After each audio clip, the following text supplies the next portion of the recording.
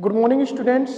आज हम बीएससी प्रथम वर्ष के छात्रों को उनका जो प्रथम जूलॉजी में जो प्रथम यूनिट है, प्रथम यूनिट का प्रथम चैप्टर जो एग्ज़ाम की दृष्टि से काफ़ी महत्वपूर्ण है, यहाँ से 15 से 20 नंबर का जो है क्वेश्चन पेपर बनता है। तो आइए आज जो हम कोशिका हमारा मेन टॉपिक है। तो कोशिका क्या है, कोशिका के बारे में हम बता भी चुके हैं। कोशिका जीवन की संरचनात्मक और कार्यात्मक इकाई होती है। ठीक है, कोशिका जीवन की संरचनात्मक और कार्यात्मक इकाई होती है। हमारे बॉडी में जो भी प्रोसेस होती हैं, जो भी क्रियाएं होती हैं, वो सब सारी क्रियाएं, ठीक है, कोशिका में संपन्न होती हैं। ठीक है, तो कोशिकाओं को बॉडी का या जीवों की संरचना बनाने का और जितने भी कार्य होते हैं वो सब के सब कोशिका के अंतर्गत ही संपन्न होते हैं। तो कोशिका के अंतर्गत विभिन्न कोशिकांग आते हैं। तो उनमें से एक कोशिकांग है माइटोकॉन्ड्रिया। ये एग्जाम की दृष्टि से देखा जाए तो काफ़ी महत्वपूर्ण टॉपिक है। ठीक है, आइए आज हम माइटोकॉन्ड्रिया पर चर्चा करते हैं, माइटोकॉन्ड्रिया को समझते हैं। और इससे एक शॉर्ट क्वेश्चन जरूर बनेगा। ठीक है, इसी के अंतर्गत जो साइकिल होती है, साइट्रिक एसिड चक्र जो होता है वो इधर से क्वेश्चन पेपर में आता है। ठीक है, तो हम पहले आपको माइटोकॉन्ड्रिया क्या है इस पर हम आपको बताएंगे, फिर इसके बाद इससे रिलेटेड जो प्रोसेस है वो आगे आपको बताएंगे। तो आइए आज हम जानते हैं माइटोकॉन्ड्रिया। माइटोकॉन्ड्रिया क्या है? तो माइटोकॉन्ड्रिया कोशिका के अंतर्गत आता है, मतलब कोशिका के अंदर माइटोकॉन्ड्रिया होता है। इसे कोशिका का पावर हाउस कहा जाता है, क्योंकि ऊर्जा बनाने का काम माइटोकॉन्ड्रिया ही करता है। ठीक है, और कोशिका के अंतर्गत चूंकि कोशिका एक जीवित अंग है, ठीक है, तो उसके अंदर श्वसन की प्रोसेस भी होती है। तो श्वसन का कार्य माइटोकॉन्ड्रिया करता है और साथ में ऊर्जा बनाने का काम करता है। जैसे जो कुछ हम बोल रहे हैं, चल रहे हैं, जो भी एक्टिविटी कर रहे हैं, ये एनर्जी से कर रहे हैं। ठीक है, हमारे अंदर एनर्जी बनती है, तो एनर्जी बनाने का या ऊर्जा को बनाने का कार्य माइटोकॉन्ड्रिया करता है। ठीक है, तो ये आपको समझ में आ गया होगा कि माइटोकॉन्ड्रिया क्यों इंपॉर्टेंट है, यानी कोशिका के अंतर्गत माइटोकॉन्ड्रिया का काफी महत्व है।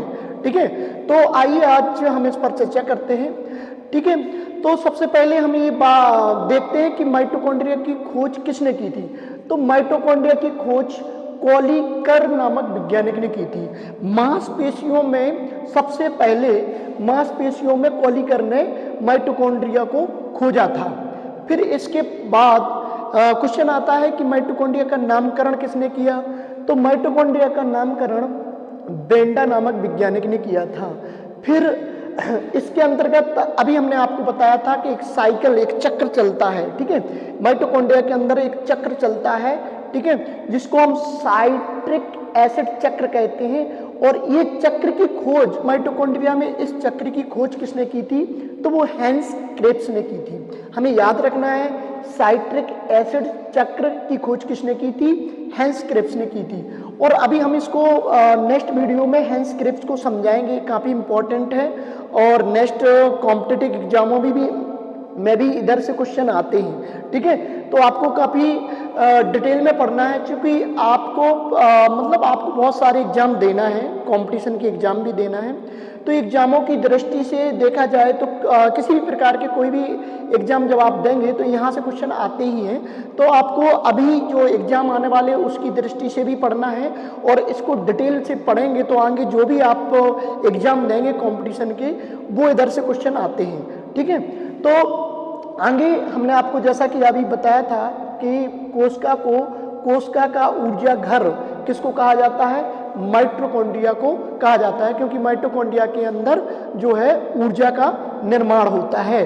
ठीक है, और जो ऊर्जा का जो निर्माण होता है, ऊर्जा एटीपी के रूप में संचित रहती है। एटीपी के रूप में ऊर्जा का निर्माण होता है। एटीपी का फुल फॉर्म होता है एडिनो ट्राइफॉस्फेट। ठीक है, अब देखो मतलब हमने ये थोड़ी सी डिटेल जो है माइटोकॉन्ड्रिया की जान ली है। अब हम बात करते हैं कि ये दिखता कैसे है। ठीक है, कोशिका के अंतर्गत तो चूंकि माइटोकॉन्ड्रिया हमें पता है कि कोशिका के अंदर पाया जाता है। ठीक है, तो दिखता कैसा है, तो ये देखिए गोल भी होता है, रैकेट के आकार का भी होता है और मुदगर जैसे भी होता है। मुदगर, जो मुदगर होता है ना, उसके अकॉर्डिंग भी होता है, डम्ब शेप्ड। ठीक है, आगे अब क्वेश्चन ये भी होता है कि माइटोकॉन्ड्रिया की संख्या देखा जाए तो कोशिका में कितनी हो सकती है। तो देखिए, एक कोश के जीवों में जैसे प्रोटोजोआ है, और जैसे अगर हम शैवाल के अंतर्गत देखें तो शैवाल में क्लोरेला नामक शैवाल है और प्रोटोजोन्स, इनमें माइटोकॉन्ड्रिया की संख्या 1 होती है। लेकिन ऐसी कोशिकाएं जिनमें उपापचय रूप से कोशिकाएं सक्रिय हों, जो कोशिकाएं ज़्यादा ग्रोथ करती हों, ऐसी कोशिकाएं जिनमें प्रोटीन का संश्लेषण होता हो, उनमें देखा जाए तो माइटोकॉन्ड्रिया की संख्या बहुत अधिक होती है। ठीक है, आगे कार्य की बात करें कि भाई माइटोकॉन्ड्रिया का कार्य क्या है, तो माइटोकॉन्ड्रिया का कार्य हमने अभी आपको बताया है। एक तो एक श्वसन का काम करता है। ठीक है, कोशिकीय श्वसन का काम माइटोकॉन्ड्रिया के अंतर्गत ही होता है, यानी सेलुलर रेस्पिरेशन। देखिए, सबसे आइए अब हम जो है इसके स्ट्रक्चर के बारे में बात करते हैं कि दिखने में कैसा है। ठीक है, इसके अंतर्गत कौन कौन से और अंदर भी हमें इसको पढ़ना है। ठीक है, तो सबसे पहले माइटोकॉन्ड्रिया का इस जो है आकार ऐसा होता है। ठीक है, तो सबसे पहले जो बाहर की लेयर दिखाई दे रही है, इसको हम कहते हैं आउटर मेम्ब्रेन, यानी बाह्य झिल्ली। ठीक है, ये है आउटर मेम्ब्रेन यानी बाह्य, हिंदी में बोलते हैं इसको बाह्य झिल्ली। और यह बाह्य झिल्ली जो होती है फास्फोलिपिड की बनी होती है। किसकी बनी होती है? फास्फोलिपिड की बनी होती है। फिर इसके अंतर्गत ये जो अंदर वाली झिल्ली है, इसको बोलते हैं इनर मेम्ब्रेन, यानी आंतरिक झिल्ली। आंतरिक झिल्ली जो होती है वो प्रोटीन की बनी होती है। आंतरिक झिल्ली जो होती है वो प्रोटीन की बनी होती है। फिर इसके अंतर्गत बाह्य झिल्ली और आंतरिक झिल्ली के बीच में एक स्पेस होता है, जिसको हम क्या कहते हैं? Inner membrane space. इनर मतलब इंटर, यानी माध्यमिक प्लाज्मा झिल्ली या माध्यमिक जो है प्लाज्मा मेम्ब्रेन भी कहते हैं इसको। ठीक है, ये आंतरिक स्पेस होता है, इसमें एक द्रव भरा रहता है। ठीक है, यहाँ भी एक छोटा छोटा सा कह सकते हैं द्रव रहता है, इसमें भी द्रव भरा रहता है।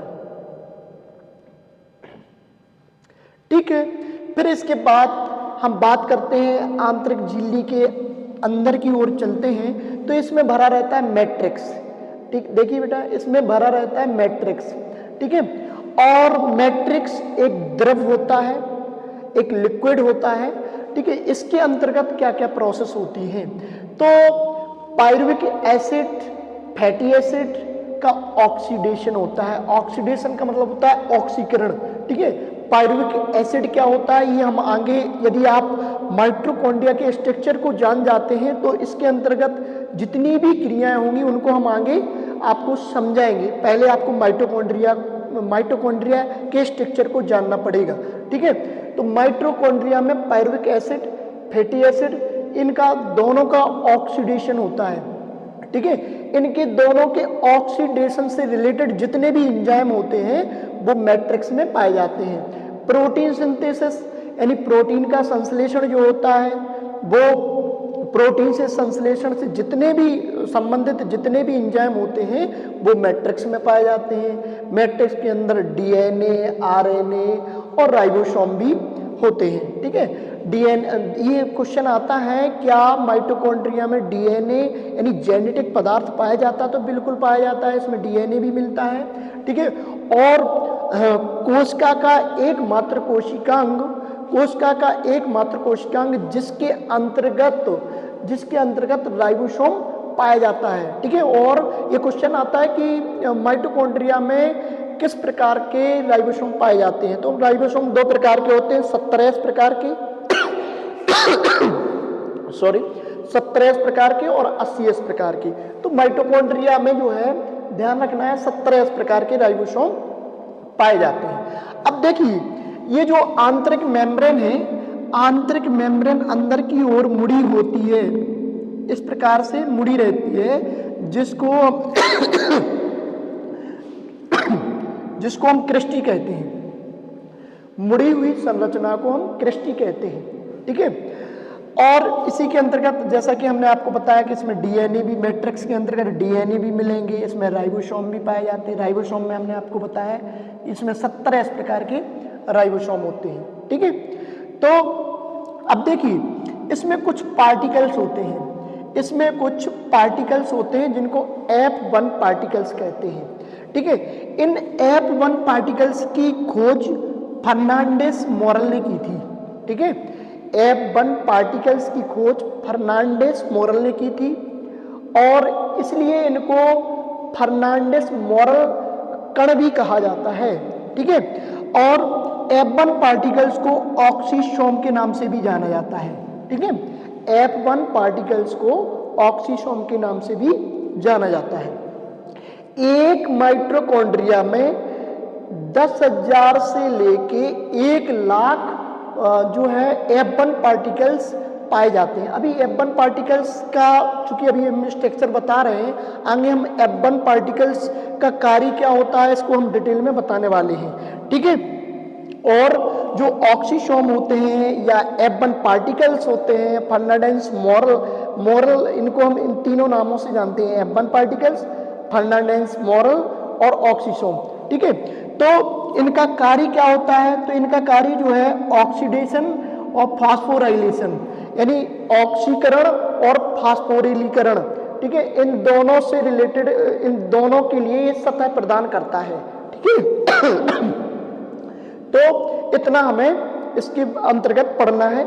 आगे बात करें इनर मेम्ब्रेन की, तो इनर मेम्ब्रेन जो है प्रोटीन की बनी होती है, ये पारगम होती है। किस प्रकार की होती है? पारगम होती है और एटीपी संश्लेषण एवं ऑक्सीकारक क्रियाओं से संबंधित इसके अंतर्गत एंजाइम पाए जाते हैं।